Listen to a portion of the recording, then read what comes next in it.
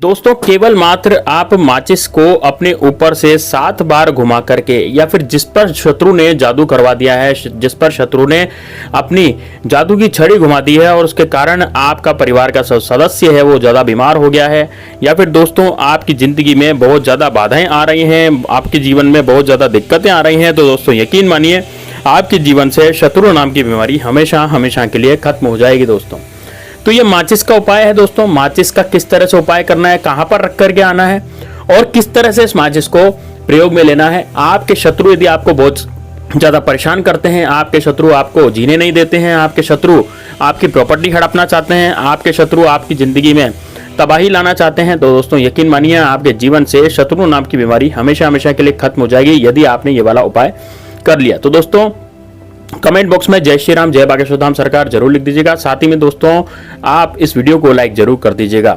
और यदि आप महादेव जी के सच्चे भक्त हैं तो महादेव जी के सच्चे भक्त की खातिर आप हर हर महादेव भी जरूर लिख दीजिएगा। चलिए दोस्तों आगे बढ़ते हैं कि किस तरह से इस उपाय को करना है। देखिए दोस्तों सबसे पहले मैं आपको बताना चाहूंगा कि यदि आपने अपने जीवन में बहुत ज्यादा आप परेशान हो चुके हैं और आपके शत्रु आपकी प्रॉपर्टी हथियाना चाहते हैं, आपको खत्म कर देना चाहते हैं, आपकी महिलाओं पर बुरी नजर डालते हैं, आपकी जिंदगी में बहुत ज्यादा तूफान मचा रहे हैं और आपकी जिंदगी में अब वो शत्रु हैं वो आपको कहीं का भी नहीं छोड़ रहे हैं, यानी कि आपको पूरी तरह से बर्बाद कर देना चाहते हैं। वो चाहते हैं कि ये वाला जो व्यक्ति है ये कैसे जी रहा है, कैसे खा पी रहा है, कैसे इसका खर्चा चल रहा है, वो ये चाहते हैं कि ये बिल्कुल दर दर की ठोकरें खाता फिरे, आपकी चलती चलाती जो जॉब है उस पर रोड़े अटक गए हैं, या फिर दोस्तों आपका जो भी बिजनेस चल रहा है, जो भी व्यापार चल रहा है, वो व्यापार भी खत्म कर देना चाहते हैं। तो दोस्तों यकीन मानिए आपके जीवन से शत्रु नाम की बीमारी हमेशा हमेशा के लिए खत्म हो जाएगी, हमेशा हमेशा के लिए बर्बाद हो जाएगी। दोस्तों अब आपको करना कैसे है ध्यान से सुनिएगा। दोस्तों देखिए सबसे पहले तो आपको क्या करना है, आपको लेना है सबसे पहले एक माचिस का डिब्बा, यानी कि पूरा माचिस का पूरा। जैसे मान लीजिए 10 माचिस का पैकेट आता है या 5 माचिस का पैकेट आता है आजकल, तो आप 5 माचिस का पैकेट भी ले सकते हैं और 10 माचिस का पैकेट भी ले सकते हैं, लेकिन लेना पूरा पैकेट है। पूरा ताजा पैकेट आपको बाजार से लेकर के आना है।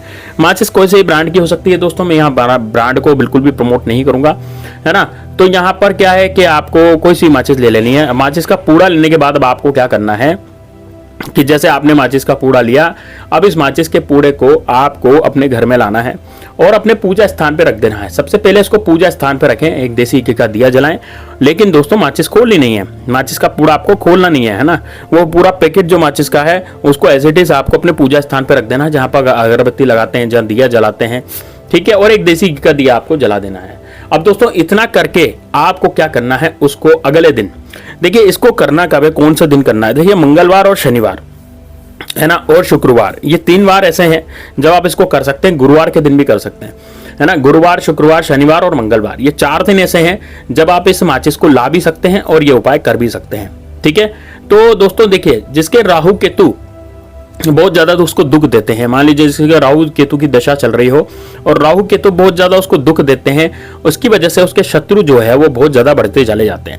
राहु केतु की वजह से शनि की महादशा भी खराब हो जाती है, इस कारण से उसके और ज्यादा शत्रु बिगड़ते हैं, बनते चले जाते हैं, और साथ में उसका जो बनता हुआ काम है वो भी बिगड़ता चला जाता है, क्योंकि राहु केतु की प्रकृति होती है काम को बिगाड़ना, और माचिस में जो रहता है राहु केतु का ही वास रहता है दोस्तों।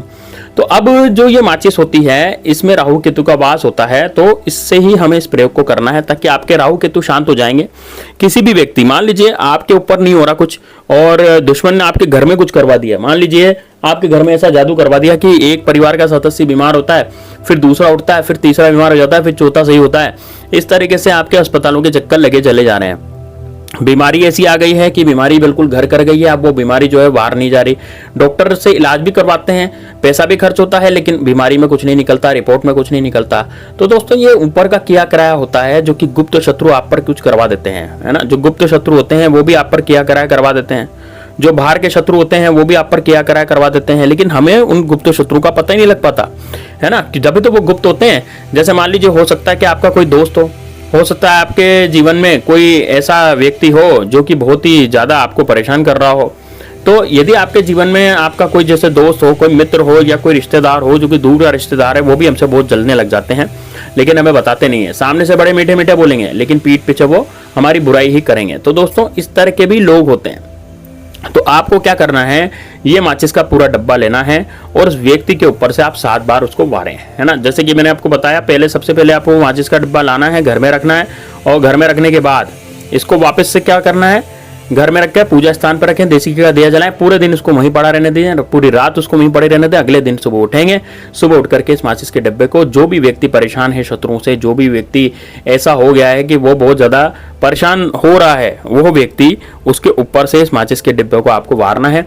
कितनी बार वारेंगे, 7 बार वारेंगे, ठीक है ना। 7 बार घुमाएंगे घड़ी की सुई की दिशा में, घड़ी की सुई की दिशा में ही घुमाना है ना। और इसको लेकर के जाएंगे आप हनुमान मंदिर, और दोस्तों हनुमान मंदिर पर जाकर के हनुमान जी के सामने एक प्रसाद भी आप ले जाएंगे, है ना। प्रसाद किसका ले जाएंगे दोस्तों, चने का प्रसाद ले जाएं, गुड़ और चना, है ना। भूंगड़ा जो होता है ना, जो सिका हुआ चना होता है, वो वाला आप ले जाएं, और गुड़ ले जाएं। और या आप अपनी श्रद्धा से कितना भी ले जा सकते हैं। मैं ये नहीं कह रहा कि भैया आप 1 किलो ले जाओ या आधा किलो ले जाओ, पाव ले जाओ, ऐसा कुछ भी नहीं है।